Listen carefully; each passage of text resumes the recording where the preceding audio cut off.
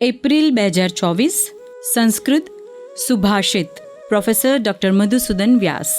હે હેમકાર પર દુઃખ વિચાર મૂઢ કિમ મામ મુહુક્ષિપસી વાર શતાની વહનૌ દગ્ધે પુનર્મયી ભવતી ગુણાતિરેકો હાનિ પરમ ખુલ્લુ મુખે તવ ભસ્મપાતઃ.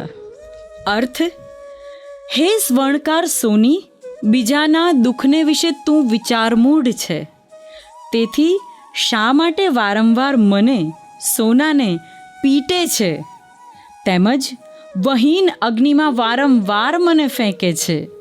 મારું વારંવાર બળવું પણ મારા ગુણમાં વૃદ્ધિ કરશે, એટલે કે સુવર્ણની વધુ શુદ્ધિ થશે.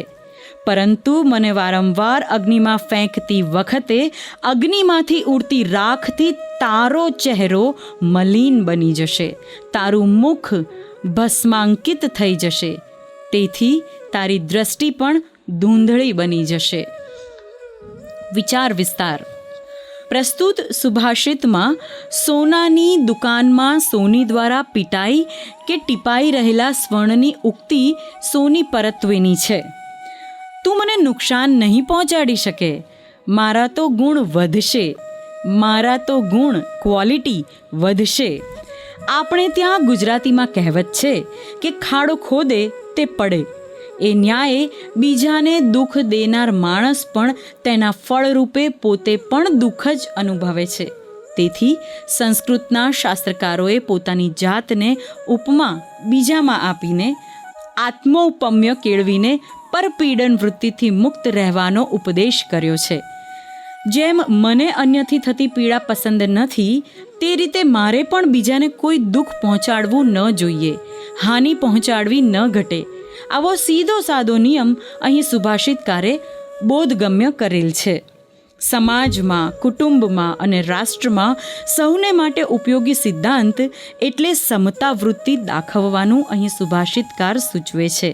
કારણ કે જ્ઞાનવાન માણસ પોતાના જ્ઞાનનું આચરણ નહીં કરે તો તેનો વિનાશ થાય છે.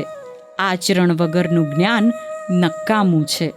ધર્મનો ઉપદેશ કરવાને બદલે સતત પોતાનું આચરણ સારું રાખીશું તો આપણે લાંબા ગાળે પણ સુખી જ થઈશું.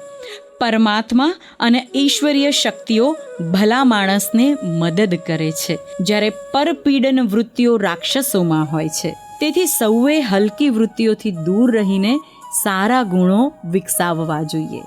સરવાળે કહી શકાય કે ભલા બનવું એ આપણા જ ફાયદામાં છે. ભલા બની રહેનારને મનોશારીરિક રોગો પણ થતા નથી. તેઓ પ્રસન્ન મનોવૃત્તિઓવાળા બની રહે છે. પરિણામે તેમનું જીવન સુખ શાંતિયુક્ત બને છે. સંસ્કૃત સુભાષિતોમાં આવા પ્રકારના સુંદર વિચાર રત્નોનો ખજાનો ભરેલો હોય છે.